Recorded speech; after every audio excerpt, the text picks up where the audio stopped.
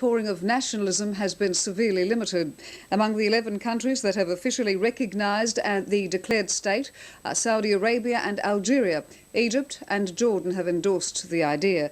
But Syria and Iran and Libya have condemned the PNC, the Palestinian Parliament in exile, for finally recognising Israel. Despite the crackdown, jubilant Palestinians took to the streets where they could to celebrate the declaration. The Palestinian flag is outlawed in the territories. Showing it off can bring a 5-year prison sentence. But these people were too happy to be intimidated. In most places, the army won the test of strength. More soldiers, more checkpoints.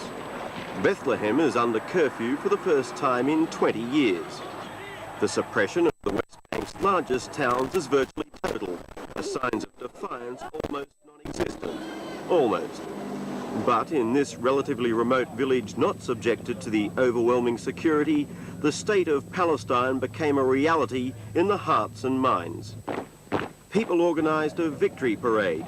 Here was the face of ardent Palestinian nationalism carried out with determination and pride.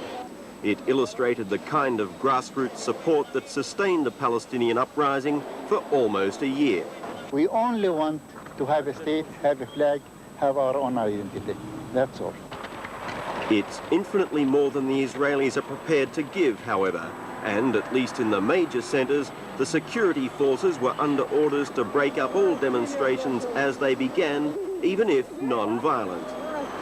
A government spokesman claimed the PLO and the PNC had been unwilling or unable to recognise reality.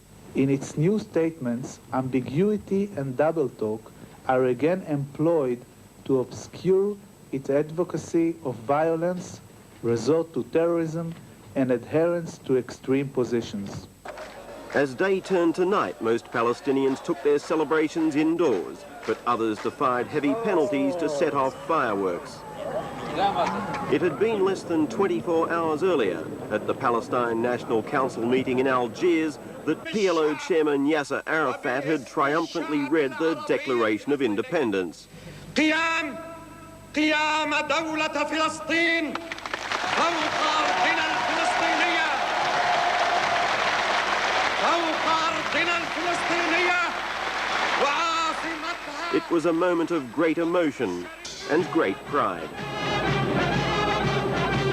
It seemed as if the faction-ridden Palestinians had become united in moderation.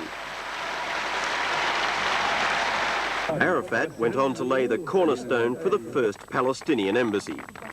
Later, at a news conference, he issued what appeared to be a thinly veiled threat if the Israelis don't accept peace overtures that took the form of recognition. If we are met with a rebuff, only God knows the outcome.